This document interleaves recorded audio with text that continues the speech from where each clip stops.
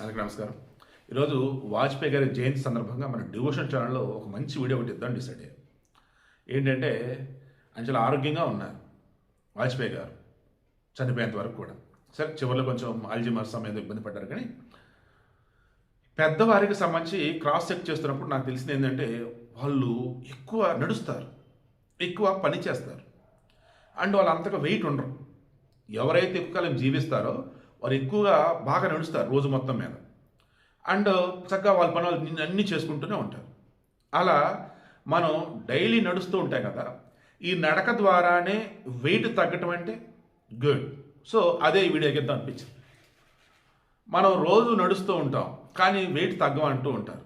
But ఎంత నడిస్తే ఎంత వెయిట్ తగ్గుతున్నప్పుడు ఎక్స్పర్ట్స్ చెప్పింది ఏంటంటే, ఒక 1000 స్టెప్స్ నడిచావు, 1000 అడుగులు వేసావు, దాని ద్వారా నీకు 50 నుంచి 70 క్యాలరీలు కరుగుతాయి. మన బాడీలో బాడీ ఫ్యాట్ కొవ్వే కదా బాడీలో వెయిట్ కారణం, నాట్ వాటర్ అండి. వాటర్ లేకుండా ఫ్యాట్ ఉంది కదా, దాదాపు 7700 క్యాలరీలు బర్న్ అయితే 7800 క్యాలరీలు కరిగితే అంత వర్త్ నీ బాడీలో వచ్చేసి కొవ్వు కరిగితే అప్పుడు నువ్వు 1 కేజీ తగ్గుతావు. అంటే అప్పుడు ఎంత? దగ్గరగా 1,20,000 నుంచి 1,50,000 స్టెప్స్ అనమాట. సో పాదయాత్ర చేస్తున్న వాళ్ళు సులభంగా తగ్గుతారు. ఎందుకే వెయిట్ తగ్గేది.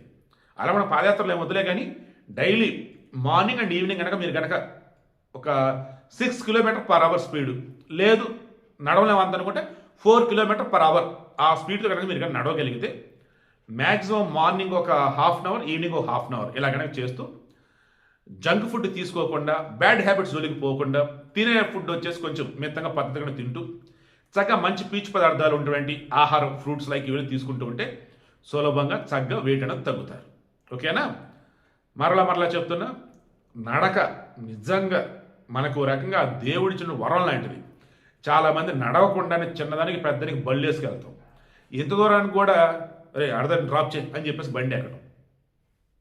నడవండి, ఆరోగ్యంగా ఉండండి.